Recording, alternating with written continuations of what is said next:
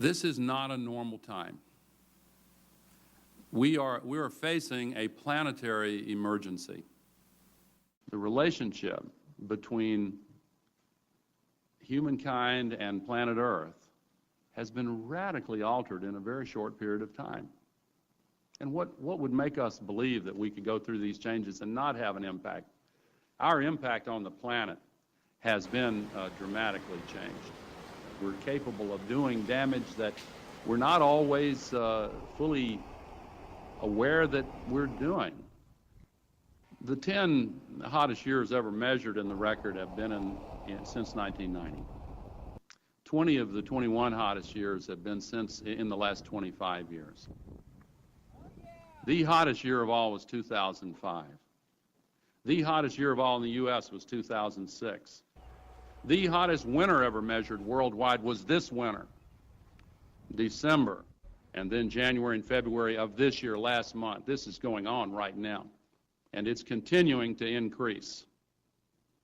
The document from the National Oceanic and Atmospheric Administration, they've set records all over America in January, 183 cold records, 183 of them. This is a new record all over America. Good evening, everyone. We begin with a spring chill that is extending tonight from the Northeast to Texas, threatening to put many a holiday observance on ice. After a mild early winter, it's looking like Easter could turn out to be colder in some parts than it was at Christmas. Here's NBC's Ron Allen. Many cities haven't been this cold this time of year in 20 years, forecasters say. And before that, for some places, it's back another 100 years. It felt more like Christmas holiday weather than Easter, especially in the East, where Washington's cherry blossoms were especially white. The boys of summer threw snowballs instead of baseballs in Cleveland again today, after Friday's opening day game was snowed out. Unfortunately, the weather is unseasonably cold to the point of maybe 40 to 50 degrees below normal temperature-wise across portions of the, let's say, west central and north central Texas. The eastern two-thirds of the country well below normal. Many things we thought we knew about the climate system just a few years ago are now proving to be highly uncertain or quite mistaken. For whatever reason, right now, it becomes quite newsworthy to go out and tell people that we are about to have apocalyptic climate changes. And the second you make that pronouncement, it's easy to go around the world and find examples to support your viewpoint. But it would have always been easy. There would be no time in Earth history when you would not have been able to go around the world and find damaging hurricanes and tornadoes and whatever. They are not linked to the buildup of greenhouse gases. When people say we don't believe in global warming, I say, no, I believe in global warming. I don't believe that human CO2 is causing that warming. You can't say that CO2 will drive climate. It certainly never did in the past. They have not established that greenhouse gases are warming the Earth. I've often heard it said that there is a consensus of thousands of scientists on the global warming issue and that humans are causing a catastrophic change to the climate system. Well, I am one scientist, and there are many that simply think that is not true. The IPCC is a political organisation set up by the United Nations to provide evidence to support the Framework Convention on Climate Change, which has been signed by governments. It is entirely political. And to build the number up to 2,500, they have to start taking reviewers and government people and so on, anyone who ever came close to them. And none of them are asked to agree. Many of them disagree. That since no scientist disagrees, you shouldn't disagree either. But that, whenever you hear that in science, that's pure propaganda. This cuts right at the heart of national sovereignty of the United States of America. We, in essence, would be saying we would allow an international body to come in and dictate to our industries, our businesses, our people, what they could do and what they couldn't do. Use of what energy, which sources of energy, the cost of energy. This is an awakening call that we are facing a battle against those that want to destroy a great United States of America. All these treaties are dangerous attacks on American freedoms, national security, land ownership, and private property. Every one of these treaties involves setting up a new global bureaucracy that would have some kind of obnoxious control over American citizens, or our families, or our schools, or our businesses, or our use of natural resources and energy, or our land. And together they add up to what is meant by global governance. Yes, Senator, it's a global problem and it has to be solved with a global strategy. But this is the rare but all-important global or strategic problem. Its aspect is in the global dimension, and every nation has to be a part of the solution. I used to agree with these dramatic warnings of climate disaster. I taught my students that most of the increase in temperature of the past century was due to human contributions of CO2. The association seemed so clear and simple. Increases of greenhouse gases were driving us towards a climate catastrophe. However, a few years ago I decided to look more closely at the science, and it astonished me. In fact, there is no evidence of humans being the cause. There is, however, overwhelming evidence of natural causes, such as changes in the output of the sun. This has completely reversed my views on the Kyoto Protocol. Actually, many other leading climate researchers also have serious concerns about the science underlying the protocol. So let's hear what you're not being told about climate change. The major premise of the inconvenient truth is that carbon dioxide is the major greenhouse gas that drives the temperature of the Earth. They can go back 650,000 years. Here's what the temperature has been on our Earth.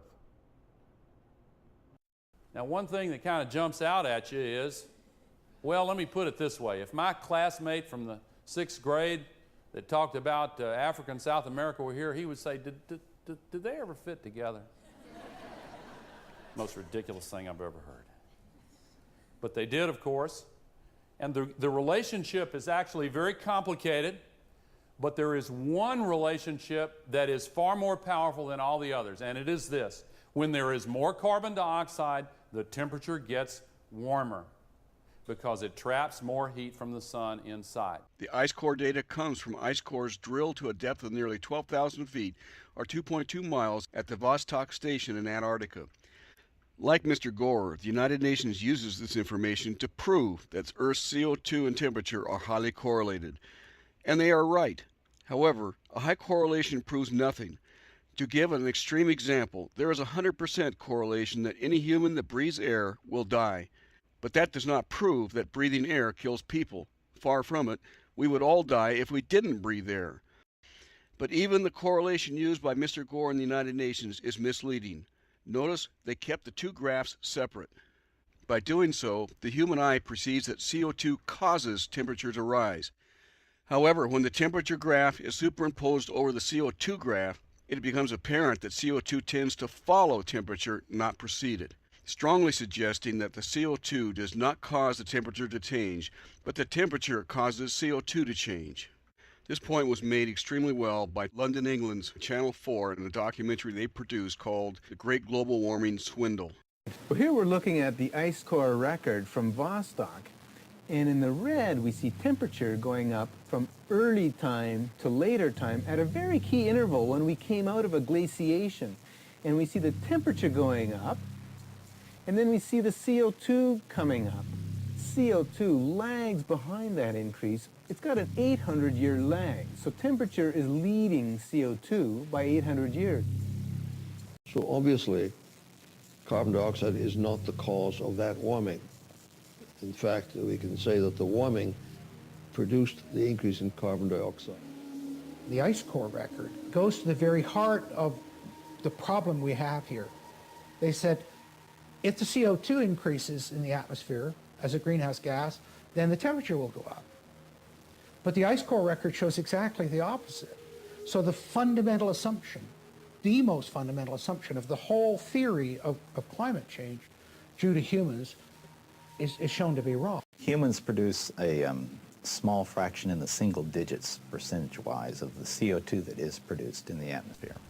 Of the 210 billion metric tons of carbon emitted into the atmosphere each year, humans contribute only 6.3 billion tons, or about 3%. Other sources like vegetation, soils, and the ocean dwarf the amount produced by man.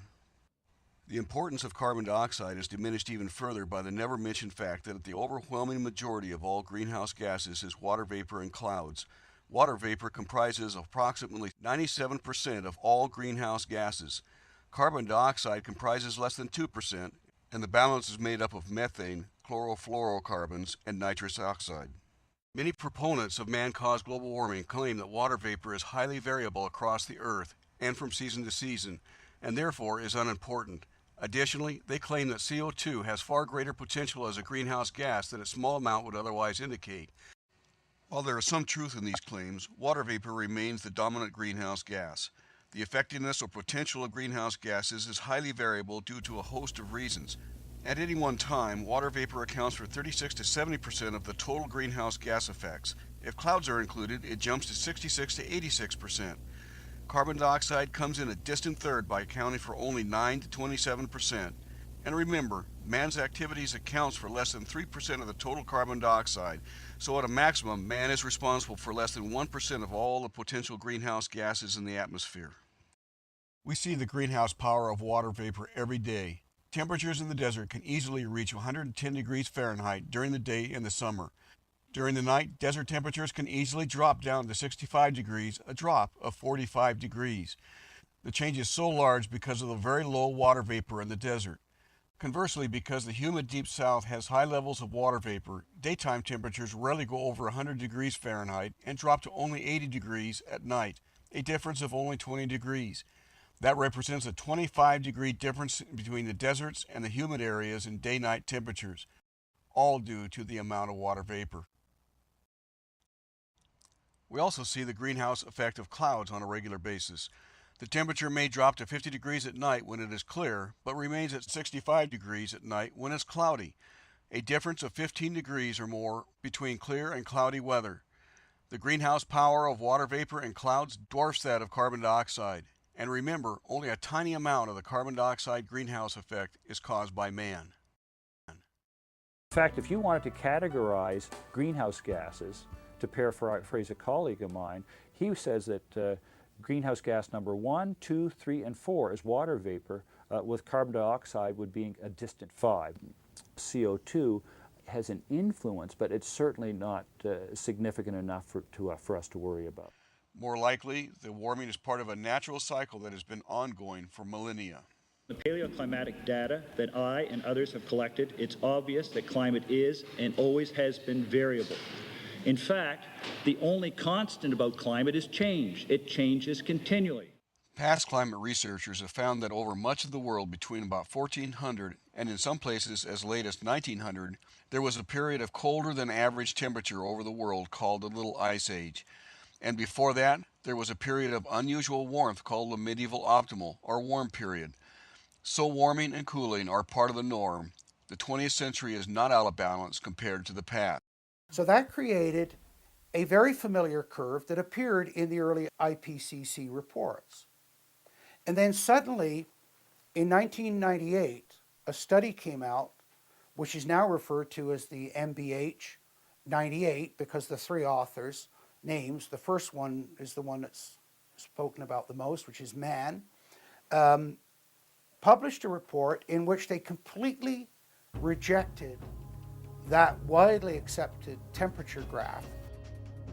The MBH98 graph became known as the hockey stick curve, where the shaft of the stick was the relatively constant lower temperatures for the first 900 years of the past millennium, and the blade of the stick the reputed sudden temperature rise of the past century.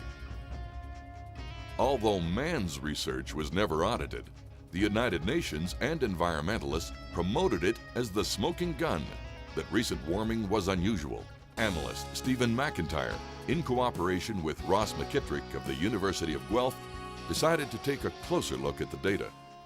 We carried out an analysis of the results to see what happened when we recompiled the data, and got quite different answers. Instead of having an extraordinarily high 20th century, we had a 15th century value that was just as high as the 20th century. So the hockey stick disappeared. It's a computer programming error that yields these hockey sticks. This piece of the jigsaw puzzle needs to be removed before science can develop a proper understanding of the climate history of the last millennium. Here's a study that appeared in the world's top science journal, and yet years went by and they never noticed that the data description that accompanied the paper was wrong, that there were very important methodological issues that weren't described in the paper. McIntyre and McKendrick noted that the graph using the corrected data could still be wrong because the methodology used in the MBH 98 was fundamentally incorrect. They wrote in geophysical research letters that, quote, the effect of the transformation is so strong that a hockey stick-shaped PC1 curve is almost always generated from a trendless red noise with the persistent properties of the North American tree ring network, unquote. In other words, when McIntyre and McKendrick analyzed random data using MBH 98 methodology, out popped a hockey stick every time. The McIntyre-McKendrick report generated so much controversy that the U.S. Congress authorized the National Academy of Sciences to study and report on the issue. The National Academy essentially supported the McIntyre-McKendrick report by warning that the methodology used in MBH 98 should not be used for this type of research because it, quote, tends to bias the shape of the reconstructions, unquote. Although the report also criticized other aspects of the MBH 98, it did so in a very apologetic manner, leading the media to proclaim that the National Academy actually supported MBH 98. Separate from the National Academy, the Energy and Commerce Committee of the U.S. House of Representatives commissioned 3 prominent statisticians, chaired by an eminent statistics professor, Edward Wegman, chairman of the U.S. National Academy of Sciences Committee on Theoretical and Applied Statistics, to review both the MBH 98 and the McIntyre-McKendrick critique. The Wegman report found that, quote, while the work of Mackelman and colleagues presents what appears to be compelling evidence of global temperature change, the criticisms of McIntyre and McKendrick, as well as those of other authors mentioned, are indeed valid. We found that the MBH 98 to be somewhat obscure and incomplete, and the criticisms of McIntyre and McKendrick to be valid and compelling, unquote. In spite of this, Al Gore prominently displays the hockey stick in Inconvenient Truth, as does the 2004 Arctic Climate Impact Assessment, making both highly suspect. Dr. Vincent Gray, a chemist and IPCC expert reviewer, shares his concerns about why the discredited hockey stick continues to be used. They made up what they were going to do beforehand and then chose whatever science they could find, which they thought might support it. That's my view. They had another scare a few years ago because one of the people from the IPCC went on an Arctic cruise, you see, and he was absolutely amazed to find there was open sea. And he put an article in the New York Times saying, you know, this proves global warming. He had failed to notice that the Northwest Passage was first negotiated by a man called Roald Amundsen in 1906. Recent research shows that 8,000 years ago, temperatures were 6 to 8 degrees higher in the Arctic than today, and that dramatic changes occurred in only a few decades. Nevertheless, polar bears and other Arctic wildlife obviously adapted and survived, and so are also not threatened today. About 5,000 years ago, the world was much warmer than it is today, and warmer even than they're forecasting for the most extreme global warming forecasts.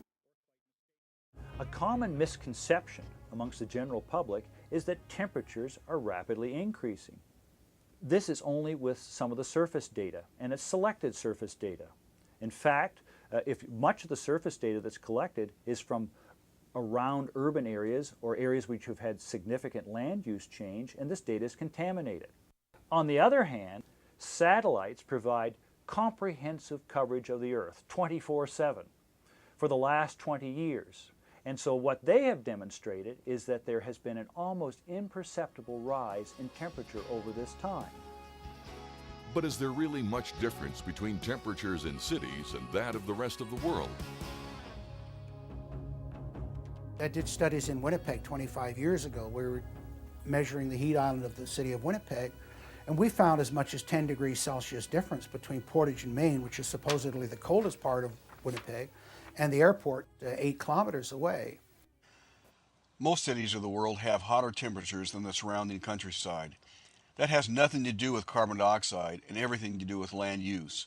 Modern cities have concrete buildings with asphalt roofs that generate heat, which creates artificial heat that elevates the temperature that doesn't really reflect the true climate. We have balloons that go up through the atmosphere twice each day from locations around the world, and they're in near perfect agreement with the satellite record. What about the relatively warm year 1998? Was that global warming or a naturally occurring event, such as El Nino? in 1997-98, we had a major El Nino develop at low latitude, and there was a tremendous amount of water vapor pumped up in the atmosphere, and we had a 1 degree Celsius spike around the world that was noted at that time that disappeared within a few months. It's not even 25 years ago that the great threat was global cooling. You go back to the 70s and 76, and people like Ponte publishing books called The Cooling, and the scientific consensus then was that we were headed for cooling. A quote from Newsweek magazine. Now listen to this. This is a quote. It says, "There are ominous signs that the Earth's weather patterns have begun to change dramatically, and that these changes may portend a drastic decline in food production with serious political implications for just about every nation on Earth." Second, a headline in the New York Times reads, "Climate changes endanger world's food output." Here's another quote from Time magazine. "As they review the bizarre and unpredictable weather pattern of the past several years, a growing number of scientists are beginning to suspect that many seemingly contradictory meteorological fluctuations are actually part of a global climate upheaval." All this sounds very ominous. That is until you realize that the 3 quotes I just read were from articles in 1975, editions of Newsweek magazine and the New York Times, and of Time magazine in 1974. They weren't referring to global warming. They were warning of a coming ice age. So the same people who were hysterical back then are using the same words to describe what's happening today. Let me repeat, all 3 of those quotes were published in the 1970s, warning of a coming ice age. Another ice age is coming. We're all going to die. Senator Inhofe also condemns the one-sided coverage and near-religious zeal by the media of reporting man-caused global warming during a December 6, 2006 Senate hearing. Much of the mainstream media has subverted its role as an objective source of information on climate change into a role of an advocate. We've seen examples of this overwhelmingly one-sided reporting by 60 Minutes reporter Scott Pelley, ABC's Bill Blakemore, CNN's Miles O'Brien, which I believe is here with us today or will be, Time Magazine, the Associated Press, Reuters, just to name a few. A report in August of 2006 from the UK's Labour-leaning Institute for Public Policy Research also slammed the media presentation of climate science as, and I'm going to quote here again, this is what they said. These are people who are believers in the other side of this about man-made global warming. "A quasi-religious register of doom, death, judgment, heaven, and hell, using words such as catastrophe, chaos, and havoc." The report also compared the media's coverage of global warming to, quote, "the unreality of Hollywood films." Now, these are the believers we're talking about. Senator Inhofe is correct. The media has not served the American people well on the global warming issue. As we have already seen, there are serious discrepancies in the man-caused global warming theory.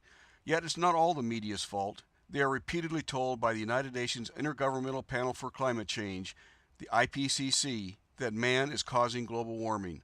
The IPCC announced its summary for policymakers during a press conference in Paris in February 2007, announcing that the science had advanced so much that they can now say that man-caused global warming is a 90% certainty.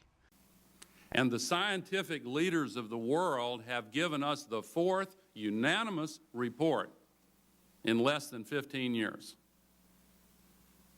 They gathered this time in Paris 6 weeks ago.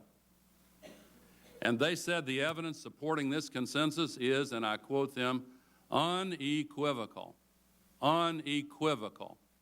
We hear constantly in the media, we hear on a variety of different formats in the news media as well as on specials. Al Gore just produced his video, The Inconvenient Truth. He reaffirms time and time and time again in that video that there is no longer any debate. It's a settled science. Well, folks, it's not a settled science by any stretch of the imagination. In fact, a survey was done in 2003 of all climatologists in the world, over 500 of them, that basically said that only 56% of them actually thought man was causing it. When you get down to, is it a settled science? Is it enough to make policy formulation? That drops to 45%. Most scientists are very skeptical at this point that we should be forming policy based on what the science is showing, or at least the science that we're hearing about is showing. almost 45% of the scientists do not believe man is causing global warming. And that's a long ways from consensus. Most government and media get the wrong impression by only reading the summaries for policymakers. The alarmist and misleading overviews of the IPCC's science reports. Now, this summary for policymakers isn't a summary for policymakers at all. It's a summary by policymakers. In other words, it is a summary which is agreed line by line by government representatives. The IPCC is a political organisation set up by the United Nations to provide evidence to support the Framework Convention on Climate Change, which has been signed by governments. It is entirely political. Just how political is explained by Chris Horner of CNN's Headline News' Glenn Beck Show. These scientists are generally assigned 1 page to a page and a half to write with one other author. They're never asked if they agree with anything else, never asked if they agree with the chapter, the underlying work, let alone the summary for policymakers, which is written by bureaucrats and politicians and pressure group lobbyists who are in one room down a hall where the lead authors of the chapters, which are compilations of these page to page and a half writings, and a runner runs back and forth telling the lead authors, the scientists, the pressure group lobbyists want you to change the following to be in harmony with the summary. Remember, this is a document that is produced generally, the summary of which is issued months before the actual underlying work is actually even written. That should tell you something. And this writing process whereby runners subject, very credentialed scientists, many of whom have dropped off, to the humiliation of having to change their underlying work to agree with something politicians want to say. I was at a table with 3 Europeans. We were having lunch. And they were talking about their role as lead authors. And they were talking about how they were trying to make the report so dramatic that the United States would just have to sign up to the Kyoto Protocol. Where the governments have placed all their belief in the IPCC have placed all their faith in the computer models. General circulation models, or GCMs as we refer to them, are trying to simulate the climate of the Earth at the surface as well as through the upper atmosphere. The climate includes not only temperature and precipitation and cloud cover, but also the atmospheric winds, changes or the movement of these systems over time from one month to another, evaporation from the oceans and from the land, precipitation onto the surface, global ice, sea cover, all the aspects of the Earth, of the planet, that are related to the atmosphere and to the oceans. It's very difficult to create a realistic computer model because the atmosphere and the surface of the Earth and the oceans and vegetation systems are all so very complex. And the ways that all of these components of the system interact are so complex. They interact in nonlinear ways, which we really can't predict. One thing changes, which changes something else, which changes something else. There's this cascade of processes. People have to understand that the entire global climate change hysteria is driven by computer models. It is not driven by reality. Reality is not warming up like those models said it would. There is not a computer in the world with the capacity to handle the data, but more important, to handle all of the calculations of interaction and complexities of the climate. We frequently hear that the incidence and severity of extreme weather, such things as hurricanes, blizzards, droughts, and floods, are increasing, and that global warming is the cause. The argument is that we're going to have an increase of drought, and it's another part of the scare tactics. Well, more severe weather, more droughts, and so on. When you look at the long-term record, what you see is that droughts are cyclical. They do alternate, but you also see there are far worse droughts in the past than we've had in the modern record. History shows that storm frequency and intensity is greatest in colder periods. The extreme weather of the Little Ice Age provides a good example. The storms were much more dramatic. The storms would wipe out villages and hundreds of thousands of people at a time in storms not seen since. The Thames River in England would freeze over every year, and there would be ice parties. Crop failures meant starvation and plagues were common. All in all, it was a very difficult time to live. But what about hurricanes today? Doesn't the disastrous 2005 hurricane season prove we are having more hurricanes due to global warming? Data from the National Hurricane Center tend to show just the opposite. During the 100 years from 1851 to 1950, the total number of hurricanes per decade averaged between 15 and 22, with 5 to 8 major hurricanes. The 1940 to 50 period jumped to 24 total and 10 major hurricanes. From 1951 through 2000, the average number of hurricanes declined to a total of 12 to 15, with 5 to 6 major hurricanes per decade. This is during the period when CO2 levels were escalating. Although the 2000 to 2010 period is not yet complete, the number of hurricanes appears to be only increasing to the pre-1950 level. While the 2005 season was particularly devastating, the 2006 season had no hurricanes striking the U.S. at all. Hurricane experts almost unanimously say that it's highly unlikely that global warming is increasing the frequency and the intensity of hurricanes. In our view, they're well within nature's variation. Recent research at the National Oceanic and Atmospheric Administration has demonstrated that global warming may actually increase wind shear over the tropical waters of the Atlantic and Eastern Pacific tropical zones, much like what happened in the 2006 El Niño year when no hurricane struck the United States at all. Wind shear can keep hurricanes from forming, intensifying, or even cause them to disorganize. This NOAA animation shows how wind shear works. A hurricane begins to form over the central Atlantic. It then moves into the tropical zone where warm water causes it to intensify. However, if it moves into an area having wind shear, as these NOAA models are predicting will happen with global warming, the top of the hurricane is sheared off, reducing its intensity, possibly down to a tropical storm category. But there's even a more fundamental problem with the carbon dioxide greenhouse model. As depicted in this NASA animation, hurricane formation requires very warm water and a cold troposphere. Warm moist air rises and condenses into clouds. Condensation creates more warm air, causing a faster rise of the air and wind creation.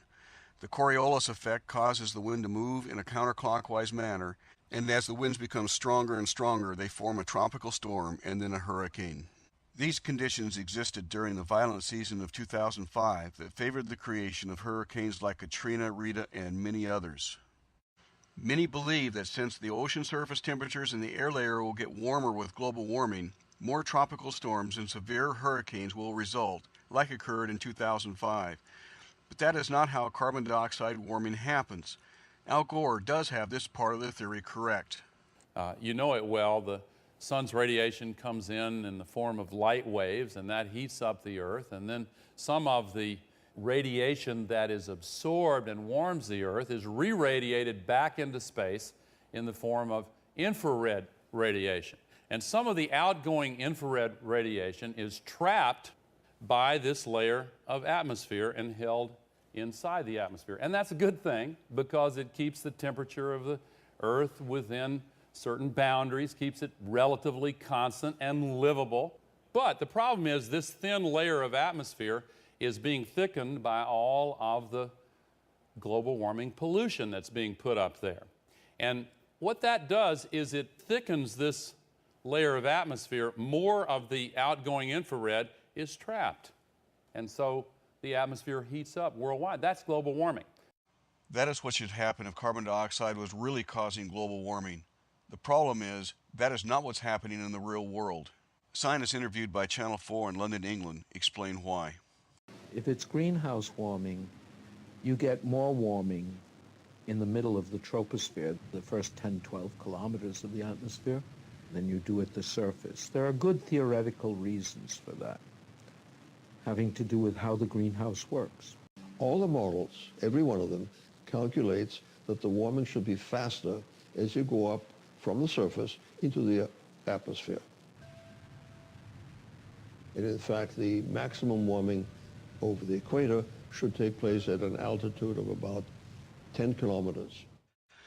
So instead of increasing the temperature gradient, which would cause more frequent and severe storms and hurricanes, the global warming theory states that the gradient should decline, thereby decreasing, not increasing, the frequency and the severity of storms and hurricanes.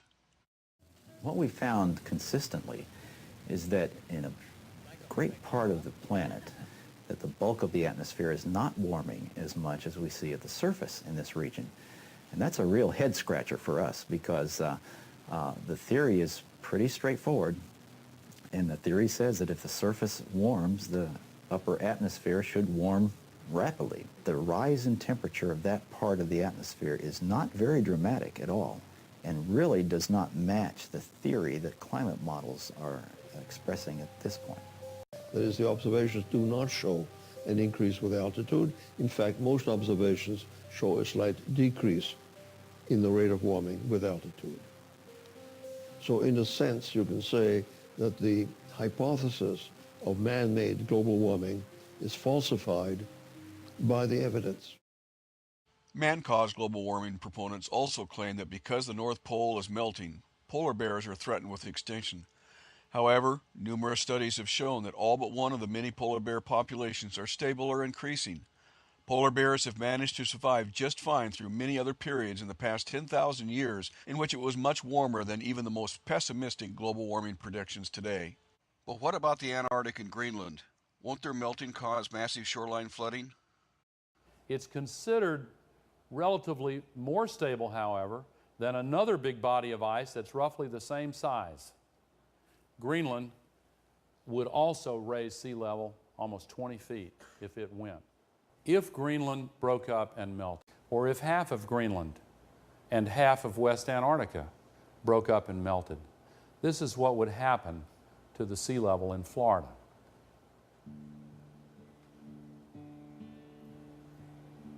This is what would happen to San Francisco Bay.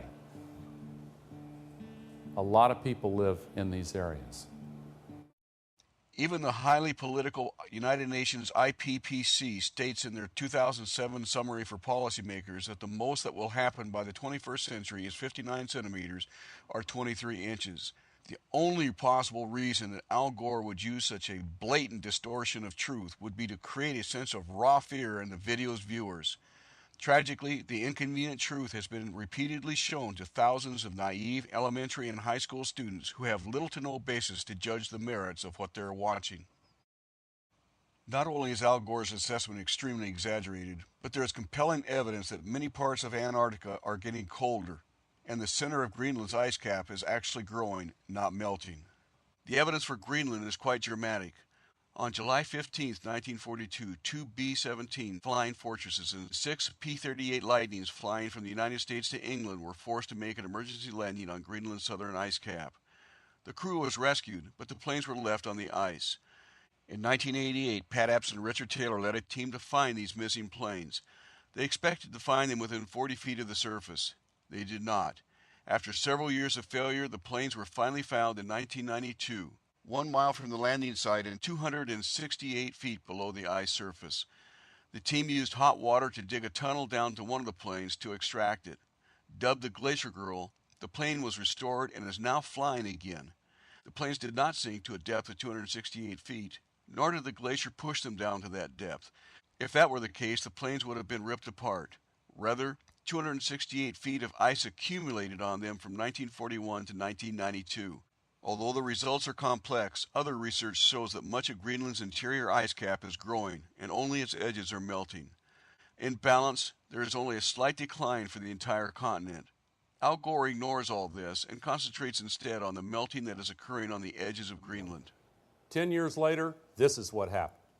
And here's the melting from 2005. Should we be alarmed about this melting? 800 years ago, the Earth was considerably warmer than it is today. The Vikings settled in southern Greenland and prospered in an agrarian culture. That period is known as the medieval optimal or medieval warm period, and the Vikings grew crops where much of the melting is occurring today. By 1400, when the temperature was about what it is today, the climate had become so cold that the Vikings had to abandon many of their settlements. If these same Vikings were here today, they would undoubtedly tell us that this warming is not such a bad thing. When the Vikings were sailing in Arctic waters, and when the Vikings were farming in Greenland in soil that's now permanently frozen, the question is then what caused that warming? It certainly wasn't human-produced CO2.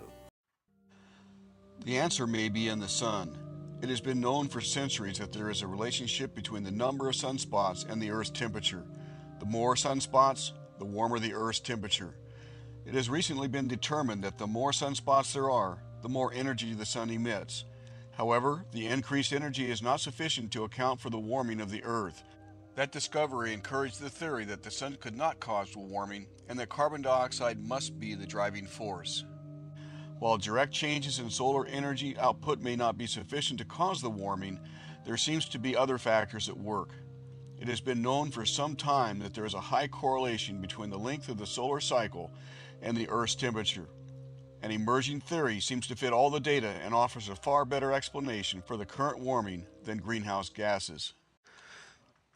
It has been known since the 20th century that there appears to be a correlation between cosmic radiation and low elevation cloudiness. The more cosmic radiation, the more cloud formation. Several Danish scientists led by Hendrik Sevensmark confirmed that relation in the early 1990s and found the correlation to be highly significant. They then developed a working hypothesis. When a sun goes supernova, it emits a burst of cosmic radiation. As that radiation reaches the Earth thousands of years later, it interacts with atmospheric atoms and frees electrons, which then act to bring water vapor molecules together, which finally condenses out into water droplets in the lower atmosphere, which creates clouds. Low elevation clouds are highly reflective and reflect the sun's energy back out into space. The more clouds, the more sun is reflected, and the less solar energy actually gets to the Earth to warm it, and the Earth temperature drops. As long as the cosmic rays are bombarding the Earth in high amounts, there will be greater cloud formation, greater solar reflectance, and cooler global temperatures. However, as the sun becomes more active with solar flares and other activity, plasma made up of charged particles of mainly electrons and protons called solar winds stream out from the sun. While this has many effects on the Earth, it keeps more of the cosmic radiation from reaching the Earth and other planets, thereby reducing cloud formation. With fewer low-altitude clouds, more of the sun's energy reaches the Earth's surface where it causes heating and a warming Earth. The effect is huge. In just 5 years, it can cause a 2% decrease in clouds, which in turn equates to an increase in surface warming equivalent to about 85% of what is claimed for all carbon dioxide warming since the Industrial Revolution. In addition, Mars and other planets in the solar system also appear to be experiencing global warming, just like Earth. Although the theory is in hot debate within the scientific community, this evidence supports the solar-caused global warming theory and further weakens the carbon dioxide greenhouse gas theory. Elevated levels of carbon dioxide may not be as harmful as Al Gore and other man-caused global warming proponents would have us believe. In fact, there is strong evidence that elevated carbon dioxide may be very beneficial, something that we are never told. CO2 has been part of the planetary atmosphere since the first day this Earth evolved.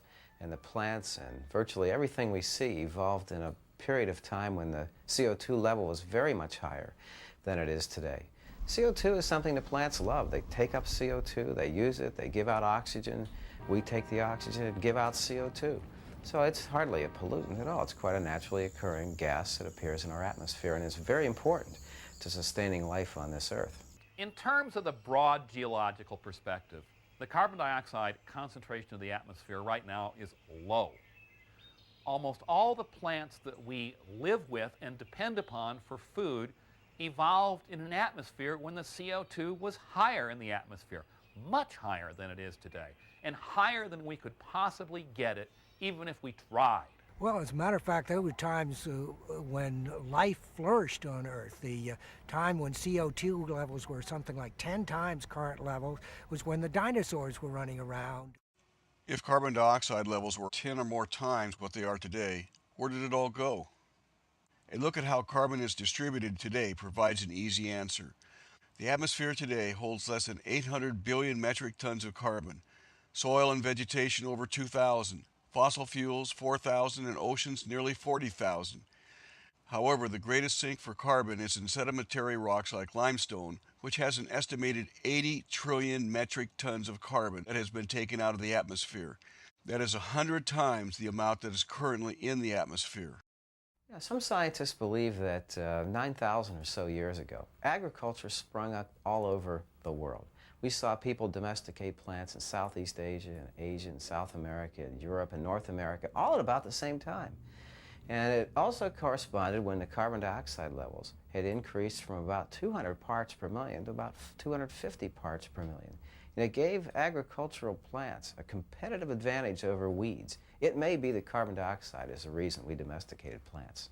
When we've looked at the literature on experiments that have been done with increasing levels of carbon dioxide, What we basically find is that most plants respond the same way. More carbon dioxide gives us more biomass. So if we look at a forest, a rangeland, a marsh, a wetland, or an agricultural field, what's really happening with more CO2 is that you have more plant material produced. Increased CO2 worldwide, with few exceptions, means plants grow better, period. We grow vegetables at 2 till 4 times the outside carbon dioxide level. That means between 700 and 1400 parts per million. We are growing all the vegetables that commercial growers are growing, but the main products are cucumber, tomato, pepper, eggplants, squash, lettuce and radish. The results of growing at elevated CO2 levels are a more rapid growth, earlier maturity, larger fruit size, greater weight, and a greater total yield of about 25%.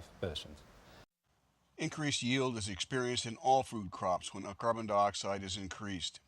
Research shows that a doubling of carbon dioxide increases food production dramatically.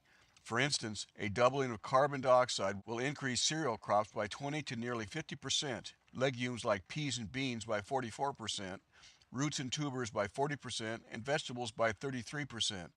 As if that's not enough, carbon dioxide also helps these crops overcome harsh growing conditions such as drought and pollution. The amount of water that's used by plants to produce the same amount of growth actually decreases with increased CO2. So a higher water use efficiency means we're using CO2 more efficiently in terms of the water requirements for the crop. This will change some of the ecosystems. It may allow some plants to grow in areas that now would be considered marginal for the growth of those plants. So we'd have more biomass production, plants in a little bit different area, and we may actually be able to farm some of the areas that would now be considered desert. Rather than a dangerous pollutant, carbon dioxide could be called a miracle gas that acts like a free fertilizer to help alleviate famine in regions of the world that have frequent droughts and famines, all without causing harm to the environment or people. Okay, research has shown that increases of CO2 concentration of 2, 3, 4, 5 times would not have a detrimental effect upon the Earth's biosphere. We go up to about 1500 parts per million. That has no negative effect on human health. To get negative effects on human health, you have to go much higher. That's higher than 5,000 and 10,000 parts per million, at least. Looking at rising levels of CO2 from the viewpoint of the plant, that's no problem at all. We will have a higher production. The evidence that increasing carbon dioxide in the atmosphere is going to cause a disaster is somewhere between slim and none. However, the evidence that it's doing a good thing by lengthening the growing season and making plants grow better is somewhere between large and overwhelming. These scientists have told you the other side of the global warming issue. When debated in a public forum where both sides of the story are told, many people who once believed in man-caused global warming suddenly become skeptics. There's a reason for this. This happened only last week. There's a debate when it's balanced. And let me make sure we understand. When I talk about skeptics, I'm talking about scientists who believe that the science is not settled. When I talk about alarmists, I'm saying they're the ones who think that it is settled, okay? When the debate is balanced, the skeptics win, the alarmists lose. In New York last week, a major debate took place to examine whether, this is the goal, whether global warming is a crisis. Prior to the debate, the hand-wringers, the alarmists, your guys in the audience, outnumbered those who didn't think it was a crisis by 2 to 1. After the debate, it completely reversed. The results of our debate. After our debaters did their best to sway you, you went from 30% for the motion that global warming is not a crisis, from 30% to 46%.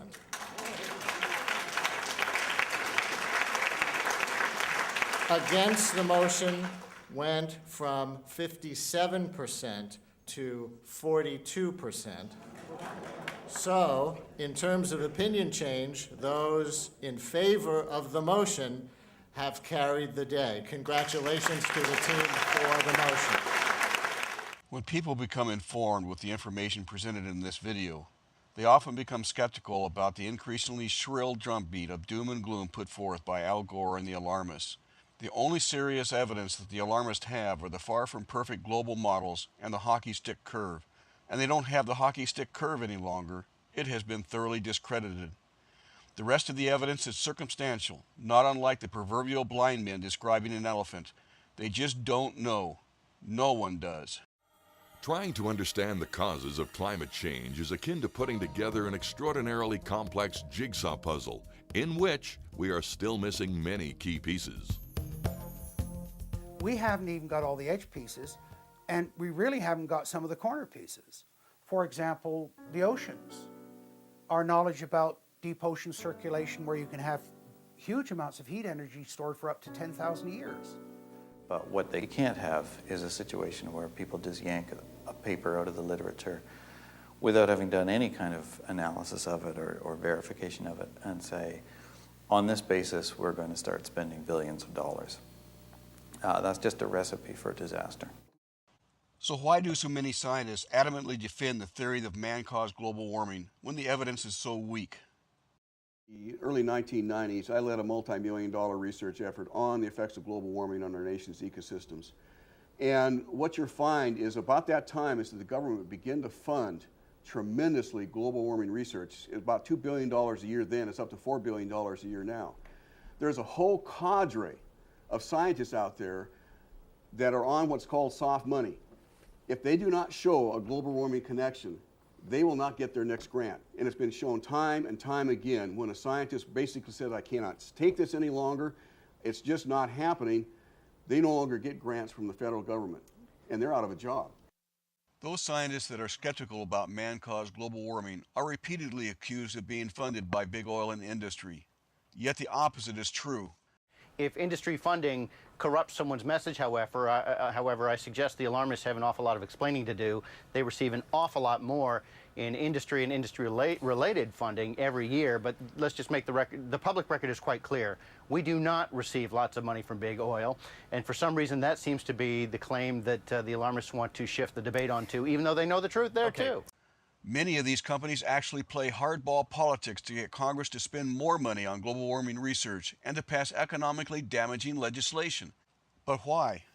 The cost of global warming is huge. We had a hearing, Mr. Vice President, in this committee where we had many of the companies who came in and were embracing the idea that man-made gases are causing climate change, only to find out that without exception, each one of the 5 companies that was here testifying had to stand, they stood to gain not millions, but in a couple of cases, billions of dollars if we should put reductions on, or a cap and trade policy or reductions on CO2.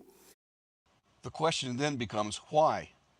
Why does Al Gore use what can only be described as Madison Avenue fear-mongering to try to convince you that the world is going to end unless we ratify the Kyoto Protocol and impose the international solutions to stop man-caused global warming? What possible reason could there be? Congressman Don Young of Alaska provides some insight. The environment is being used for a power struggle. The environment is being used for centralized government. The environment is being used to make a one-world government. And if you don't think this is not occurring, just see what's happening in the United States. This is an awakening call, that we are facing a battle against those that want to destroy a great United States of America. What troubles me about this is that there is a general tendency, I think, on the part of our leadership that we need to submerge the goals and the sovereignty of the United States to the goals and the sovereignty of the United Nations.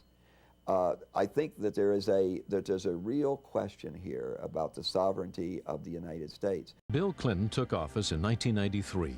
He appointed his Rhodes Scholar roommate as his personal foreign policy advisor. Strobe Talbot had spent 22 years as a writer for Time magazine, where his writings revealed his eagerness to get rid of patriotism, American sovereignty, and independence. In the July 20th, 1992 Time, Talbot wrote an article entitled The Birth of the Global Nation. He enthusiastically predicted that in the next century, nationhood as we know it will be obsolete. All states will recognize a single global authority. In fact, wrote Talbot, national sovereignty wasn't such a great idea after all. Talbot bragged about how our national sovereignty and independence have already been diminished by the International Monetary Fund and the General Agreement on Tariffs and Trade, or GATT agreements. He boasted that the internal affairs of a nation are no longer off limits to world government. For his article, Talbot received an award from the World Federalist Association, a group committed to world government, and a congratulatory letter from Bill Clinton. Later, President Clinton appointed Strobe Talbot to the #2 post in the U.S. State Department. Strobe Talbot and those who dream of putting the United States under a single global authority know that Americans will never vote for world government. So instead, they talk about global governance, a global village, a global neighborhood, a global economy, a global commons. That means the sea, the air, and outer space. They talk about reforming the United Nations and expanding NATO. The solution to the problems they raise is always more international agencies wielding more and more control over American land, private property, natural resources, economy, trade, military forces, and even our personal relationships. Well, of course, these treaties that emanate from the United Nations, they are looking after somebody else's welfare, not the welfare and the rights of the American people. During the 6th Conference of the Parties for the United Nations Framework Convention on Climate Change, held at The Hague in 2000, former French President Jacques Chirac made a startling proclamation. He said, quote, "For the first time, humanity is instituting a genuine instrument of global governance, one that should find a place within the World Environment Organization, which France and the European Union would like to see established. By acting together, by building this unprecedented instrument, the first component of an authentic global governance, we are working for a dialogue of peace." Global governance goes far beyond climate change, however. As Phyllis Schlafly, founder and president of Eagle Forum, has determined, it extends into every aspect of our society through treaties and agreements within the United Nations and other international institutions. All these treaties are dangerous attacks on American freedoms, national security, land ownership, and private property. Every one of these treaties involves setting up a new global bureaucracy that would have some kind of obnoxious control over American citizens, or our families, or our schools, or our businesses, or our use of natural resources and energy, or our land. And together they add up to what is meant by global governance. Treaties are one road to global governance. United Nations conferences are another. These global conferences pretend to be democratic conventions of representatives of more than 100 nations who come together to vote for plans they all agree on. Nothing could be further from the truth. The policies are all written ahead of time, and the so-called delegates are manipulated to produce what is called consensus. The consensus is never submitted to Congress. The consensus process was so firmly planted before the meeting even began that the opening day of the conference there was consensus formed. That tells me that the United Nations is not a place for open debate. It is not a place for people to share different ideas and for freedom to reign. It is a place instead where the United Nations has an agenda, and they have set the agenda beforehand, and people come to the table in order to find out what their working orders, what their marching orders are, and then they are to go back home and implement what the UN's agenda is. That the consensus in Kyoto will bind us to reduce U.S. energy consumption by 1/4, and that would have a devastating effect on America's standard of living and on the ability of U.S. wage earners to support their families. There are essentially 5 major problems with the Global Warming Treaty as it is now being conceived and probably presented. One, there's no clear, concise science. At best, the science is contradictory, it's inconclusive, it's unclear. Second, the economic consequences. The economic consequences, we know for sure, would be disastrous, would be devastating to this country, driving industries out of this country. We would lose millions of jobs, energy costs would go up, productivity would go down, standard of living would go down.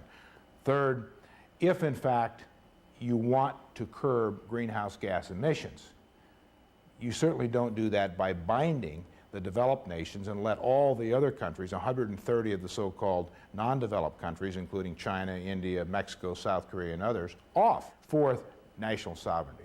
This cuts right at the heart of national sovereignty of the United States of America. We, in essence, if we signed this treaty, would be saying we would allow an international body to come in and dictate to our industries, our businesses, our people, what they could do and what they couldn't do, use of what energy, which sources of energy, the cost of energy. And fifth, national security implications. If this treaty was signed, it would have disastrous implications on our national security. It would mean that we would have to fly less. We would shut down many of our training programs for tanks, armored vehicles, for ships, and for what? To sign this treaty. The Kyoto Protocol, for instance, to supposedly solve the global warming issue will not solve global warming. It has nothing to do with actually reducing the carbon dioxide levels in the Earth's atmosphere. If you know what is actually happening in that, the developing nations, China and Russia and so forth, are not bound by that treaty. They can continue to expand their industry, continue to pollute and so forth forever.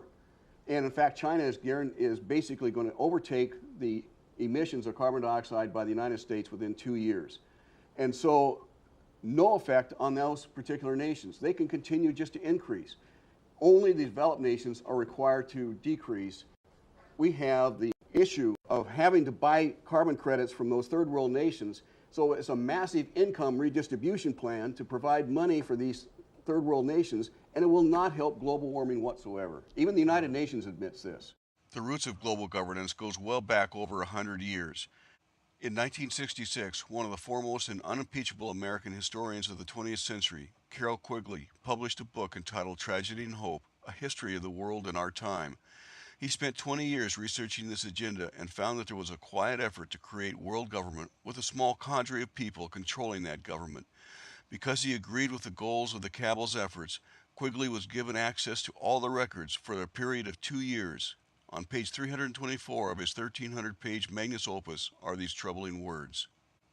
The powers of financial capitalism had another far-reaching aim, nothing less than to create a world system of financial control in private hands able to dominate the political system of each country and the economy of the world as a whole.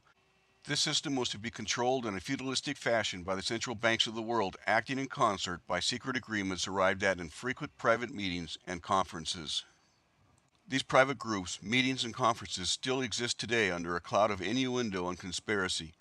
They include what is known as the Round Table, which is the core of the Council on Foreign Relations in the United States, the Club of Rome, the Trilateral Commission, the Bilderbergs, and many others. Let's just take a look at one of these discussed by Charles Hodgson with CNN's World Business Today in London. Conspiracy or cozy talking shop? The Bilderberg Group is meeting in South Germany this week, at least according to the Financial Times, which says a group of powerful men and women will debate the future of the world. The paper says the steering committee of Bilderberg includes Deutsche Bank boss Josef Ackermann, Nokia CEO Jorma Ollila, Daimler Chrysler's Jürgen Schrempp, and outgoing World Bank President James Wolfensohn. I asked John Ronson, who has written about Bilderberg, what it really is. Bilderberg is a meeting of powerful centrist industrialists and politicians. They always meet in secret once a year in a five-star hotel with golfing facilities, and they've taken on the image for conspiracy theorists of the fabled shadowy cabal that secretly rules the world. Are they? Well, yes and no. I mean, they're a bunch of powerful people. They meet in secret. They say we meet in private. Which isn't quite the same thing, is it? It's not quite the same thing. I do think that by and large, many members of the Bilderberg Group actually see themselves in much the same way as the conspiracy theorists see them, as this shadowy cabal out to, if not to rule the world, but to influence world events. What would they see as their purpose then? I mean, presumably it's a good get-together of powerful people. They don't often get a chance to meet away from the glare of the press. One could understand why they might want to have a private chat. Yeah, and that's certainly got something to do with it. They see themselves as wise globalist centrists. They were set up post the Second World War by people like Dennis Healey, David Rockefeller and various others. And there's a degree of idealism there, isn't there? Oh, they didn't want to go to war again. I mean... Oh, absolutely. Is that a sinister conspiracy? Well, I mean, it depends what side of the political spectrum you sit on. And you know, many of the anti-Bilderberg conspiracists are right-wingers who see themselves as twigs in a tidal wave of globalization. They see themselves as nationalists, and they think the idea of a world government, which is what Bilderberg is into by and large, the idea of a one-world community, a new world order. You know, they see that as They see themselves as a government as opposed to a group of world leaders or people with influence at a global level who are talking about global issues, do they? They see themselves as headhunters. They'll get an up-and-coming politician who they think may be president or prime minister one day, and as globalist industrialist leaders who believe that politics shouldn't be in the hands of the politicians. The globalists involved in creating world control have historically called their efforts the New World Order since the early part of the 20th century. President George H. Bush used it publicly during the first Gulf War. Out of these troubled times, our fifth objective, a new world order, can emerge. Now we can see a new world coming into view. A world in which there is the very real prospect of a new world order. The name New World Order raised so many red flags that it was dropped almost as soon as President Bush uttered them during the first Gulf War. The Commission on Global Governance was immediately formed with the full blessing of the United Nations. Its report was released in 1994 and published as Our Global Neighborhood in 1995. The report provides a flexible set of justifications and implementation goals needed to implement global governance. The report acknowledges that the environment is key to forming global governance.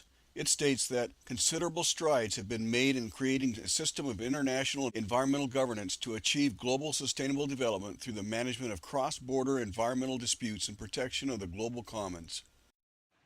Man-caused global warming fits perfectly within international environmental governance. The report recommends, quote, "A carbon tax would no doubt be a valuable step forward towards a radically different system, one that taxes resource use rather than employment through payroll taxes and savings. This would recognize the need to discourage excessive consumption and would stimulate employment as part of a strategy of sustainable development," unquote. That is exactly what Al Gore and other alarmists are saying today. Somehow, they claim, more taxes are going to help our economy.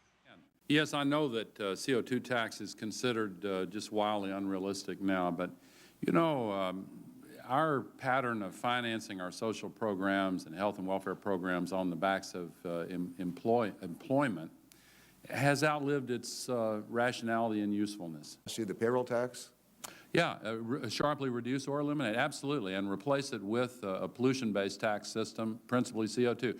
I fully understand how inaccessible that sounds in this context.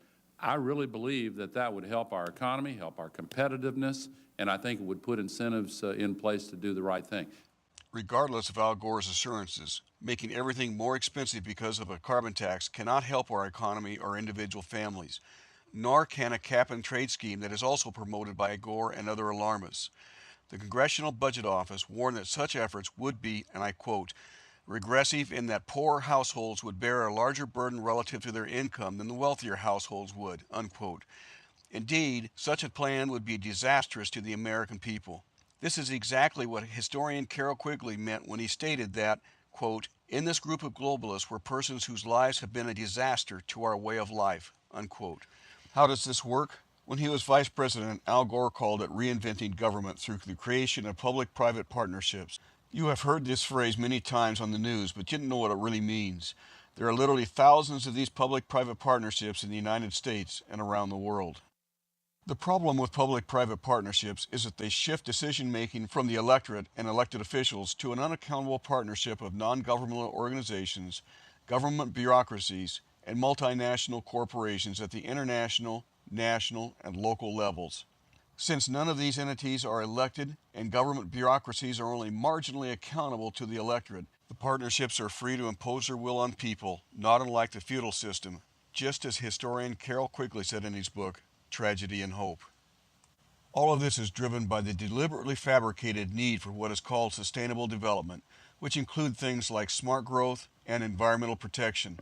The latter includes the Kyoto Protocol to ostensibly reduce global warming, but but in fact allows control of our economy by international bureaucracies that will impose carbon taxes and cap and trade schemes, exactly as the Commission on Global Governance and Al Gore propose. The partnerships form a neo-fascist relationship between government and corporations, which creates monopolies, effectively eliminating most competition from small businesses that do not have the ability to meet the draconian regulations. Once this process is fully in place, there is no longer free market enterprise, but total economic control. Again, this is exactly what Carroll Quigley said would happen in Tragedy and Hope. It is what is meant by global governance and the New World Order. Lou Dobbs of CNN provides an excellent snapshot of how this is being done today and its terrible consequences on the middle class. Tonight, a proposal for an expanded so-called free trade zone from Alaska to the tip of South America. It's a plan from the business elites, the political elites, that will cost more American jobs, cost American sovereignty, but it would fulfill the president's father's vision. Bill Tucker reports. It's not a new idea. President Bush talked about it back in 1991. It is a big idea, a new world order, where diverse nations are drawn together in common cause. Now, former United States Trade Ambassador Robert Zoellick is talking about it again with renewed vigor. This time, a new world order with business at the helm of trade and economic policy, advocating what he calls the Association of American Free Trade Agreements, a separate non-government entity which would include North, Central, and South America. What Zoellick is really proposing here is a stealth trade agenda. It's not a national agenda. He's proposing to set up what's essentially a private organization to try to achieve what he couldn't get done when he was the U.S. trade representative. And this is a business agenda. It's an agenda that goes hand in hand with the United States, Mexico, and Canada, working quietly and behind the scenes to promote a common market with common deregulation for the benefit of multinational corporations. It's an agenda that so far has resulted in an increase in U.S. corporate profits of 45%, while wages of American workers have risen only 3% in the last 5 years. The main danger raised by Zoellick's proposals is that the future of American international economic policy, which affects not only our nation's prosperity, but its national security, will be set not by the American people and their elected representatives, but by a small corporate elite that is accountable to no one but itself. Effectively surrendering the sovereignty of the United States. And as justification for trusting those who would have the authority, the argument is made that free trade promotes democracy and the welfare of the people. But Lou, one has to look no further than China to see whether that, in fact, is true. You know, talking about Zoellick's proposal, it's not Zoellick's proposal, it's Daddy's proposal. And people better understand that they mean exactly what they're saying. It's a new world order they're trying to create, and they're trying to do so not only without approval or consent of the governed in this country, but despite the popular will. This is a straightforward assault by the elitists in this country. Robert Zoellick, the architect of the Association of American Free Trade Agreements mentioned in Lou Dobbs' story, is one of the many power brokers heavily involved in advancing the New World Order and global governance. In May of 2007, President Bush nominated him to be the next president of the World Bank, where he will have the quiet power to implement many of his ideas, including the new proposal advanced by President Bush at the G8 meeting in June 2007. So my proposal is this. By the end of next year, America and other nations will set a long-term global goal for reducing greenhouse gases. To help develop this goal, the United States would convene a series of meetings of nations that produced most greenhouse gas emissions, including nations with rapidly growing economies like India and China. Although the Bush climate plan is far superior than the Kyoto Protocol, it still begs the question, if the probability that increasing carbon dioxide will result in potentially tremendous benefits for mankind and the environment, why pursue the reduction of carbon dioxide at all? Could it be because it establishes a huge international bureaucracy which is not accountable to the citizens of the United States and the world? That is very, very clear in these United Nations documents that they want to set up a regulatory structure that would affect every man, woman, and child on planet Earth. And all of the control would be headquartered in the United Nations And if we take the more recent United Nations documents, it's going to be called the Trusteeship Council in the restructure of the United Nations that's occurring right now. While these plans are being made for everyone else, those demanding that we make these sacrifices have no intention of making the same sacrifices themselves. All right, now I'd like to put up the little pledge thing here. I'm going to ask you if you would like to commit here today. You know how many hundreds of thousands of fans you have out there that would like to follow your lead. And this pledge merely says, as you can read it up there, that you're agreeing to consume no more energy in your residence than the average American household by 1 year from today. Not right now.